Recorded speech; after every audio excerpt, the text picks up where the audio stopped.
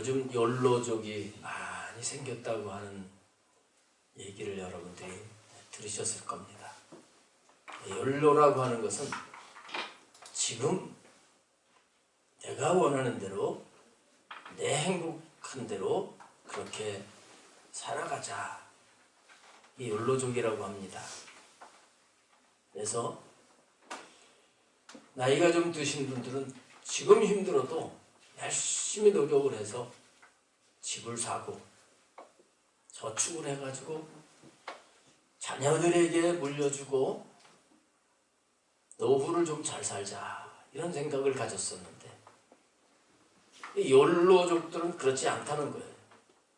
열심히 노력하는 목적이 한꺼번에 여행하면서 다 쓰고 이렇게 하는 게 목적이라고 하는 것입니다. 나름대로 자기가 내 생각이 옳다 하고 살아가게 되는 거죠. 이게 정말 지혜로운 삶을 사는 것일까?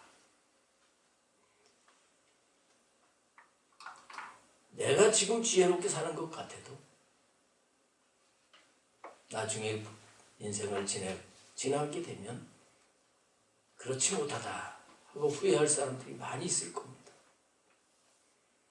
우리는 나로부터 생겨진 그 지혜로 사는 삶이 아니라 하나님이 주시는 지혜를 가지고 살아야 될 줄로 믿습니다. 다윗 왕의 시대가 끝나고 이제 그 아들 솔로몬이 왕이 돼서 솔로몬 시대가 됐습니다. 이 솔로몬은 오늘 12절에도 말씀하지만 솔로몬 이전에도 솔로몬과 같이 지혜와 총명이 있는 사람이 없었고 이후에도 없으리라 이렇게 말씀을 하고 있습니다. 솔로몬은 하나님에게 지혜를 받았어요. 이 지혜를 받아가지고 나라를 잘 다스려서 솔로몬 시대에 나라가 평안하고 그리고 나라가 번영을 했습니다. 거기다가 하나님은 솔로몬에게 엄청난 부귀와 영광도 주셨습니다.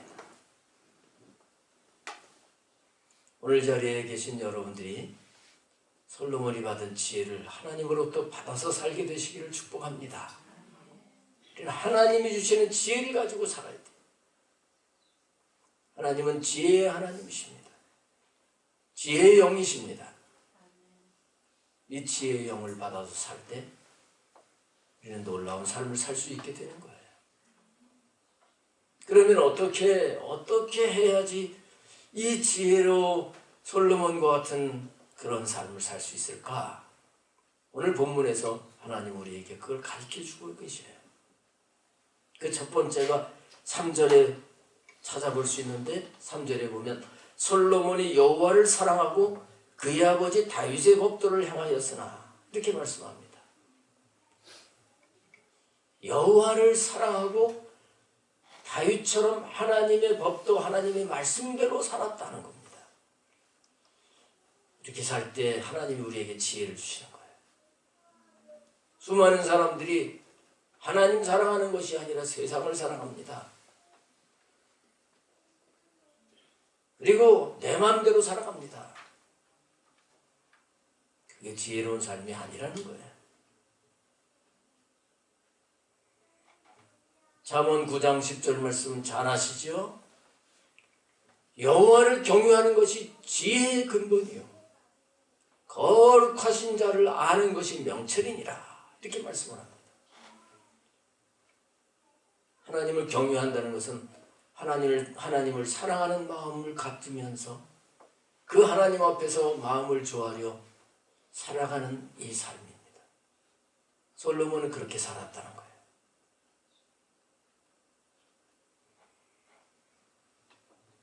우리가 하나님을 경외하면 하나님이 지혜를 주시고 하나님이 인도하심을 따라서 살아가면서 분명히 형통한 삶을 살게 될 것입니다.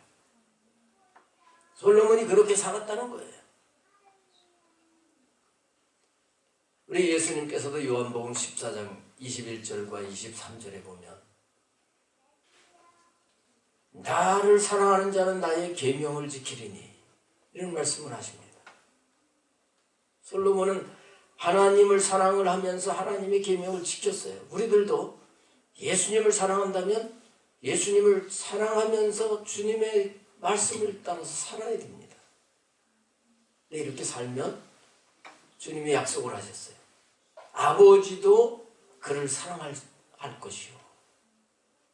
하나님이 사랑해 주신 특별한 사랑입니다. 그리고 예수님이 나도 그를 사랑하여 그에게 나를 나타내리라. 여러분, 주님의 사랑을 받고 주님이 나타내 주시는 삶을 사는 이 삶이 잘 사는 거 아니겠어요? 이걸 알고 나아가는 자가 지혜로운 삶을 사는 것이고요. 그리고 23절에는 우리가 그에게 와서 거처를 그와 함께 하시겠대요. 삼위일체 하나님께서 우리와 함께 친히 동행을 해주시겠다는 거예요. 솔로몬은 이게 지혜로운 삶이다 하는 걸 알고 아버지가 돌아가신 후에 하나님을 사랑하고 그의 말씀대로 사는 이 삶을 택했다는 것입니다. 오늘 우리가 모두 이 삶을 선택을 해야 되는 것입니다. 그 다음에 4절의 말씀에 보면 이에 왕이 제사하러 기브온으로 가니 거기는 상당히 큼이라. 솔로몬이 그 제단에 1000번제를 드렸더니 이 1000번제를 드렸다. 구약시대 때는 제사를 드렸죠. 하나님께 5가지 제사가 있는데 그 첫 번째가 번제 제사입니다. 1000번제라고 하는 것은 1000번의 제사를 드렸다 하기보다는 1000마리의 제물을 가지고 하나님 앞에 드렸다. 보통 이렇게 해석을 합니다. 근데 여러분, 이 번제를 드린다고 하는 게 그렇게 쉬운 게 아니에요. 번제를 드리려면 아무리 왕이라고 할지라도 제물을 가지고 와야 됩니다. 가지고 와서 그 제물 위에다가 양이면 양, 소면 소에다가 먼저 자기 손을 얹고 안수를 해야 돼요. 이거는 이 제물이 되는 이 짐승이 곧 납니다. 이런 고백입니다. 그리고 그걸 잡아야 됩니다. 그 피를 받습니다. 그 다음에는 가죽을 벗겨야 돼요. 이거 왕이라고 구경만 하고 있는 게 아닙니다. 자기가 해야 됩니다. 물론 레위인들이 도와주고 그렇게 하겠습니다만 가죽.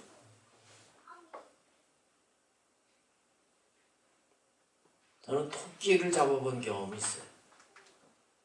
토끼 가죽 벗기는 건 그렇게 어렵지 않더라고요. 근데 양이나 소 가죽 참 힘들 것 같아요. 가죽을 벗긴 다음에 그 다음에 각을 뜹니다. 뿔을 자르고 목을 자르고 앞뒷다리를 자르고 그 다음에 배를 갈라가지고 내장을 또 다시 꺼내가지고 똥을 분리하고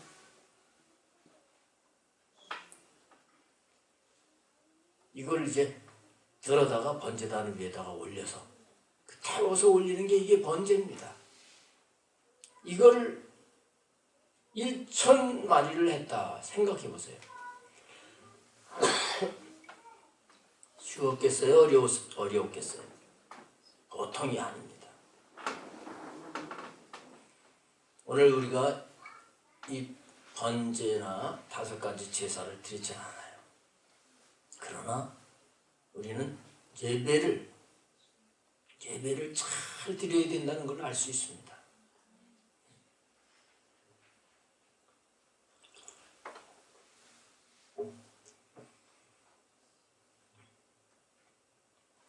우리 성도님들 예배 성공자가 되시기를 축복합니다. 솔로몬과 같은 자세를 가지고 최선을 다해서 하나님이 받으시는 예배를 드린다면 하나님이 그에게 지혜를 주시는 거예요.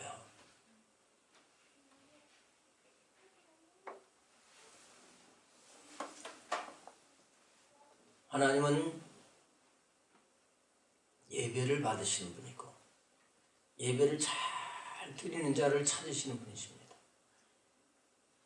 히브리서 11장 믿음장에 그 믿음의 거장들이 나오는데 제일 처음에 나오는 사람이 아벨입니다.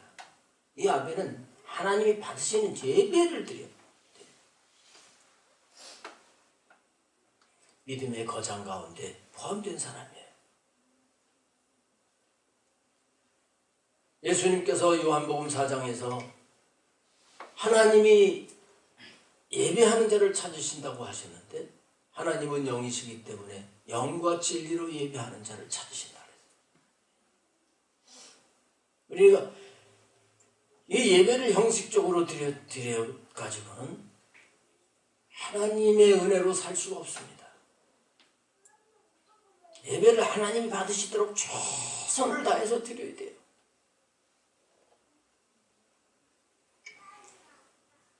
예배 참석한다고 해서 다 내 예배를 받으셨다 이렇게 할 수 없습니다. 이 시간에 하나님이 받으시는 예배와 받지 않으시는 예배 이걸 한번 이제 구별해서 좀 말씀을 드리려고 그래요. 하나님이 거부하시는 예배는 육적 혼적인 예배, 그러니까 인간의 생각으로 예배를 드린다면 이런 예배 하나님이 기뻐하시진 않습니다. 하나님 받으시는 예배는 어떤 예배냐? 영적인 예배를 받으신다. 이 말은 하나님의 입장에서, 영이신 하나님의 입장에서 이렇게 예배를 드려야 돼요. 하나님이 영이시기 때문에 보이지 않지만 이 자리에 임재하셔 계시는 거예요. 그 하나님이 지금 나를 어떻게 보실까? 우리가 기도할 때도 찬양을 드릴 때도 그 하나님의 입장에서 예배를 드려야 됩니다. 그리고 내 생각으로 이 인도자가 참 중요하죠? 인도자가 중요한데 인도자가 자기가 주인공이 되고 자기 생각대로 끌어가면 안 됩니다. 예배는 성령님이 이끄신 대로 따라가야 됩니다. 영광은 하나님만 받으셔야 됩니다.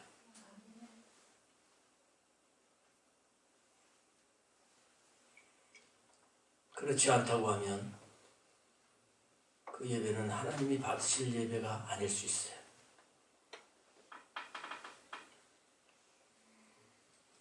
인도자는 회중과 더불어 하나님 앞에 죄인이라고 하는 걸 알고 주님의 보혈의 공로를 의지해서 하나님 앞에 나아가야 됩니다. 인도자가 특별한 사람이 아니에요. 인도자에게 모든 것이 집중되고 설교자에게 집중이 돼가지고 사람들에게 영광스럽게 된다고 하면 그 예배는 하나님이 거부하시는 예배가 될 수 있습니다.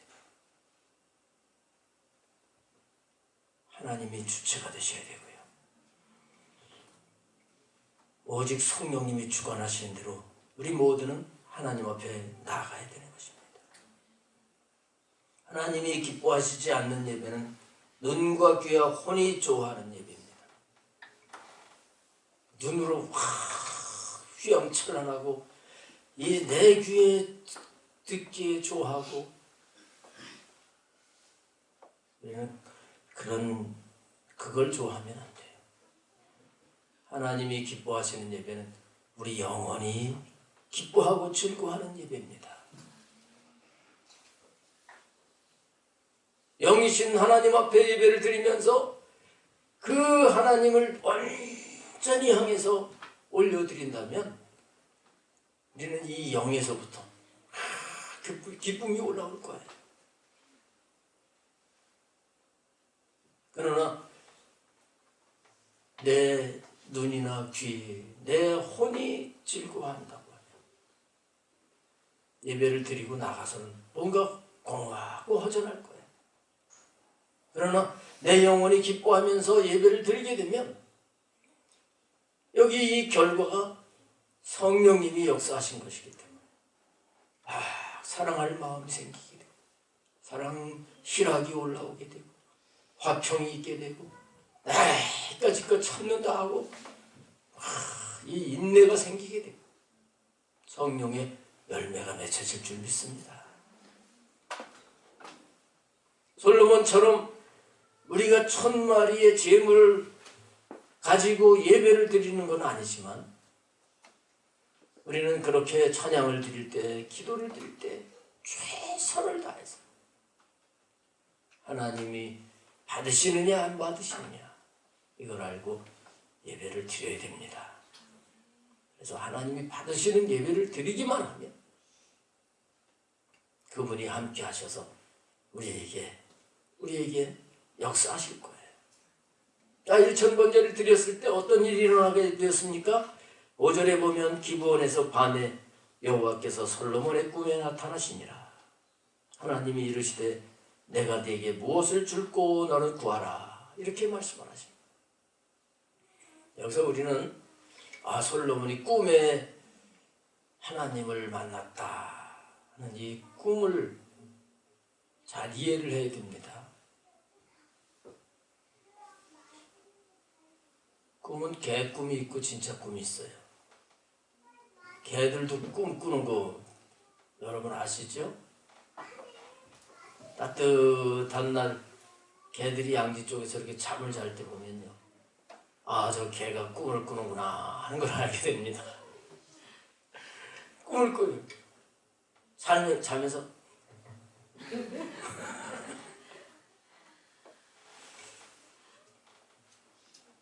많은 사람들이 잘 때 꾸는 꿈 속에서 무슨 좋은 꿈 꾸면 뭐가 잘 되겠다 이런 기대를 갖는데요. 여러분이 믿는 사람들이 그런 꿈을 의지하지 말아야 됩니다. 물론 하나님이 특별할 때 꿈을 통해서도 하나님이 은혜를 주시는 게 있을 수 있다고 봅니다. 그러나 진짜 꿈은 온전하게 예배를 드리는 가운데 말씀을 듣는 가운데 하나님이 확 주시는 것, 이걸 가지고 이제 비전이라 이렇게 할 수 있는 것. 이런 꿈이 진짜예요. 그런가 하면 정말 집중해서 간절히 기도를 드리는데 그때 주시는 게 있어요. 그때 주시는 게 있어요. 이게 진짜 꿈이에요. 개꿈인 것도 모르고 나 꿈에 꿨다 그러면서 그 꿈이 이루어지겠지. 돼지 꿈을 꿨으니까 이제 돈벼락에 맞겠지. 그 허황된 꿈은 버려야 돼. 하나님이 이 솔로몬에게 똑똑히 나타나셔서 말씀을 하십니다. 내가 네게 무엇을 줄꼬 너는 구하라. 여기서 이제 잘해야 되는 거죠. 여러분, 만약에 하나님이 지금 여러분들에게 찾아오셔서 내가 너에게 뭘 줄까? 하나만 말하면 내가 틀림없이 들어주겠다. 이렇게 말씀을 하신다면 여러분들이 뭘 구하시겠어요?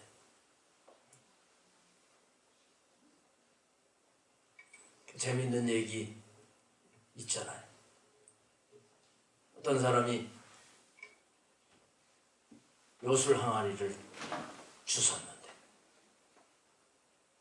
뚜껑을 여니까 거기서 요술 할머니 나와가지고 너 소원을 하나 얘기하면 내가 들어주겠다 그러더라는 거예요. 이 젊은 청년이 고민이 생겼어요. 2개 말하라고 하면 얼마나 좋겠어요. 근데 하나를 말하라고 그래서 자기가 평소에 나는 참 예쁜 여자 여자하고 살았으면 좋겠다. 그런 마음을 가지고 있었는데 또 하나의 소원이 있는데 그게 돈이 많은 거였어요. 고민을 하다가 한 가지로 줄여서 얘기했다는 것입니다. 돈과 여자를 주십시오. 그랬더니 소원대로 해주겠다. 그리고 돈 여자를 줬대. 아직 무슨 소리인지 모르는 분들이 있습니다. 네. 돈 여자를 줘. 솔로몬은 그런 걸 구하지 않았어요. 솔로몬은 뭘 구했습니까? 6절에 보면 솔로몬이 이르되 주의 종 내 아버지 다윗이 성실과 공의와 정직한 마음으로 주와 함께 주 앞에서 행함으로 주께서 그에게 큰 은혜를 베푸셨고, 솔로몬은 자기 아버지가 그냥 하나님의 은혜를 받고 복을 받은 게 아니라고 하는 걸 알고 있었어요. 하나님 앞에서 성실과 공의와 정직한 마음을 가지고 주님 앞에서 살았을 때 하나님이 우리 아버지에게 은혜를 주셨지요. 그 얘기입니다. 또 주께서 그를 위하여 이 큰 은혜를 항상 주사 오늘과 같이 그의 자리에 앉을 이들을 그에게 주셨나이다. 이 말은 뭐냐면 아버지도 왕의 자리에 앉히셨는데 그 은혜를 또 주셔서 나도 왕이라고 하는 이 자리에 앉게 하신 분이 하나님이십니다.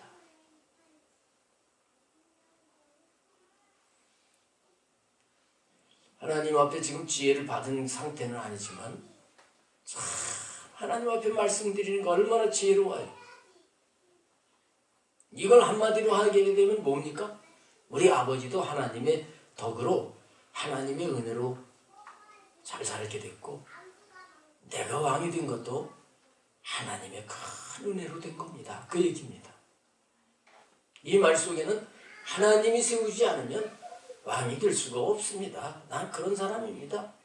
이런 고백이 있는 거예요. 정말 그렇습니다, 여러분. 인간적으로 보면 에서가 훨씬 나아요. 남자가 남자다워야지요. 근데 하나님은 에서를 버리고 야곱을 세우십니다. 이런 하나님이신 거예요. 루벤은 장자라고 할지라도 하나님이 버리시고 하나님이 요셉을 들어서 쓰시는 거예요. 엘리 제사장 버리시고 사무엘을 하나님이 들어 쓰시고. 여러분 이 자리에 앉게 하시는 거 하나님이 앉게 하셔야 되는 겁니다. 하나님이 되게 하셔야 되는 거예요. 솔로몬은 이걸 알았던 겁니다. 그러니 하나님 마음이 얼마나 좋으시겠어요. 우리들도 항상 모든 게 주님이 되게 하셔야 됩니다. 주님의 은혜로 여기까지 이렇게 된 것입니다. 항상 이 고백을 드리면서 살아야 됩니다. 그러면서 7절에 보면 나의 하나님 여호와여 주께서 종으로 종의 아버지 다윗을 대신하여 왕이 되게 하셨사오나 종은 작은 아이라 출입할 줄을 알지 못하고. 하나님은 겸손한 자에게 은혜를 주시는 분인데 이 솔로몬이 얼마나 겸손해요. 하나님이 왕도 되게 하셨지만 왕이 되면 뭐합니까? 나는 작은 아이라서 출입할 줄도 모르는 자입니다. 어떻게 해야 될지 전혀 모르겠습니다. 자기가 똑똑하다고 하는 사람, 그런 사람에게는 하나님이 하나님의 지혜를 주시질 않습니다. 하나님, 난 모르겠습니다. 아무것도 모르니 나를 가르치소서. 하나님이 이런 자에게 지혜를 주시는 거예요. 그래서 나는 아무것도 알 수가 없는 작은 아이에 불과합니다. 주께서 택하신 백성 가운데 근데 이렇게 부족한 데 있습니다. 이 많은 백성을 어떻게 할 수가 있겠습니까? 그러면서 9절에 누가 주의 이 많은 백성을 재판할 수 있사오리까? 듣는 마음을 종에게 주사 주의 백성을 재판하여 선악을 분별하게 하옵소서. 지혜를 주세요 이렇게 기도한 게 아니죠. 이 많은 백성들, 사람들이 살다 보면 뭐 싸울 일, 재판할 일 많이 있는데 지혜가 있어야 되잖아요. 선악을 잘 분별해서 재판을 해야 되는데 그러기 위해서 듣는 마음을 종에게 주사. 이렇게 구합니다. 듣는 마음. 이 듣는 마음이라고 하는 것은 듣고 순종할 수 있는, 듣고 이해할 수 있는 그 마음을 달라고 하시는 건데, 근데 이 솔로몬의 이 기도 속에는 참된 지혜는 하나님의 말씀을 듣고 마음 깊이 받아들여서 행하는 것이다. 이런 의미가 들어있는 거예요. 여러분, 진짜 지혜는 잘 듣고 그걸 이해해서 그 바르게 행동을 하는 게 이게 지혜예요. 우리가 사는 이 세상에는 이게 잘못 들어가지고 후회할 것들이 너무 많습니다.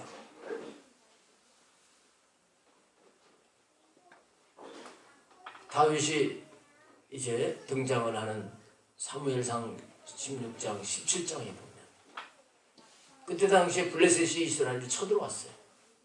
블레셋이 쳐들어왔는데 한 장수가 앞장서서 나와가지고 큰 소리로 하나님의 백성들을 조롱하면서 하나님의 이름을 더럽힙니다.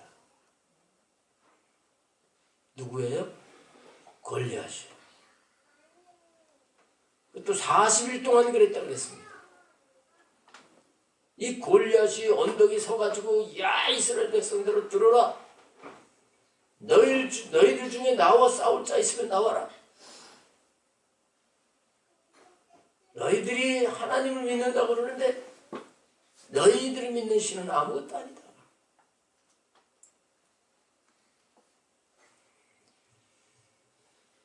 거기 사울 왕과 많은 군사들과 장군들, 백성들이 들었는데요. 그 소리를 들으면서도 이들이 어떻게 반응을 하냐면 무서워가지고 벌벌 떨면서 막 숨는 거예요. 근데 그때 양을 치던 다윗이 형들을 만나기 위해서 심부름을 하면서 그 전쟁터에 나오게 되는데 다윗이 그 소리를 들어요. 그 소리를 들으면서 듣는 마음이 생긴 거예요. 저게 할례도 받지 못한 저놈이 하나님을 욕되게 해? 이렇게 들은 거예요. 저건 내가 처치해버려야 되겠다. 하나님이 나와 함께 하시면 저건 얼마든지 이긴다. 여러분 똑같은 소리를 해도요. 듣는 마음을 들으면 듣는 마음이 있으면 다른 거예요. 그래서 다윗이 그 골리앗을 물맷돌로 쳐서 쓰러뜨리잖아요. 이게 진짜 지혜인 거예요.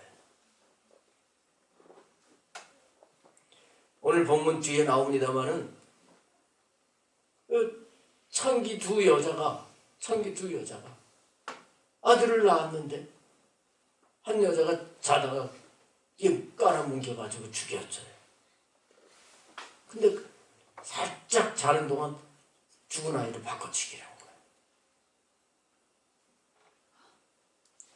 이 두 여인이 솔로몬 왕에게 나왔잖아요. 이거 참 곤란한 겁니다. 요즘처럼 무슨 DNA 해가지고 유전자 검사를 해서 과학적으로 판결하면 좋겠지만 참 곤란한 거예요. 근데 듣는 마음이 있었잖아요. 한 엄마가 얘기를 하는 거 들었어요. 이쪽 여자 그 엄마가 얘기하는 걸 들었어요. 이걸 참 듣는 마음을 가지고 들어서 정확하게 판결을 하는 거지. 살아있는 아이를 갖고 와라. 그리고 칼을 갖고 와라. 내가 반씩 나눠서 주겠다. 아시지요? 결과? 일반 사람들이 생각 못할 놀라운 지혜를 나타낸 거예요. 오늘 우리들도 지혜를 구해야 됩니다. 듣는 마음을 구해야 됩니다. 특별히 우리가 이렇게 설교를 들을 때, 하나님 말씀을 공부하고 그럴 때 지혜, 이 듣는 마음이 있어야 돼요. 하나님, 나에게 듣는 마음을 주셔서 오늘 내가 잘못된 것은 발견하게 하시고 하나님이 원하시는 게 무엇인지 확실하게 알 수 있게 해주세요. 우리 하나님은 미련한 것을 알고 지혜의 하나님 앞에 구하면 들어주시는 하나님이십니다. 그래서 야고보서의 말씀을 하고 있잖아요. 너희가 지혜가 부족하거든 후히 주시는 하나님께 구하라. 그리하면 주시리라. 할렐루야. 우리는 지혜를 구해야 돼요. 솔로몬처럼 지혜를 구해야 돼요. 이렇게 하나님의 뜻대로 정확하게 살려고 하는 이 지혜. 많은 사람들이 이런 건 잘 구하지 않아요. 뭘 구합니까? 솔로몬이 구하지 아니한 것. 솔로몬이 이렇게 지혜를 구했을 때 하나님 마음에 들었다 그랬습니다. 10절에 보면 그러면서 11절에 뭐라고 말씀하시냐면 내가 이것을 구하도다. 야, 이런 걸 구해? 그러면서 자기를 위하여 장수하기를 구하지 아니하며 부도 구하지 아니하며 자기 원수의 생명을 멸하기도 구하지 아니하고 오직 송사를 듣고 분별하는 지혜를 구하였어요. 많은 사람들이 하나님 건강하게 장수하게 해주세요. 하나님 돈 좀 많이 벌게 해주세요. 내 자녀가 부자가 되게 해주시고. 솔로몬이 이거를 구하지 않았는데 하나님 마음이 감동이 되신 거예요. 내 뜻대로 나라를 다스리기 위해서 이거 구하는 거야? 네가 그렇다면 구하지 않은 것까지 줄게. 12절이 그 말씀이에요. 13절.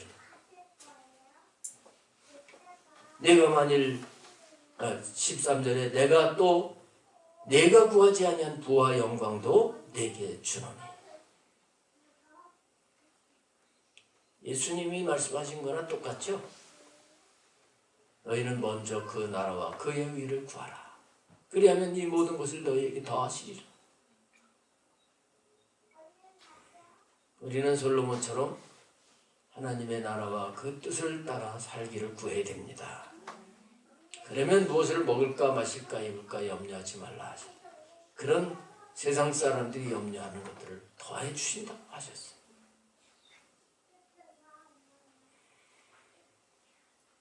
자, 14절 내가 만일 내 아버지 다윗이 행함같이 내 길로 행하여 내 법도와 명령을 지키면 내가 또 내 날을 길게 하리라.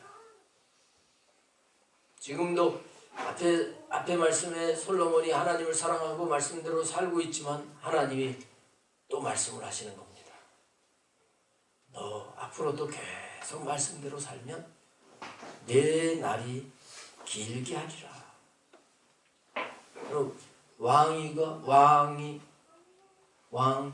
하나님이 주시는 이 누림의 삶이 길게 오래되게 하리라. 이렇게 말씀을 하셨어요. 여러분, 우리가 말씀대로 살면 손해보진 않습니다. 하나님이 분명히 잘되게 하시고 복되게 하실 걸 믿으시길 바랍니다. 마지막 절에 솔로몬이 깨어보니 꿈이더라. 이에 예루살렘에 이르러 여호와의 언약궤 앞에 서서 번제와 감사의 제물을 드리고 모든 신하들을 위하여 잔치하였더라. 아까도 꿈에 대해서 말씀을 드렸습니다마는 이건 그냥 일반적인 그런 꿈이 아니에요. 하나님이 분명하게 주신 것입니다.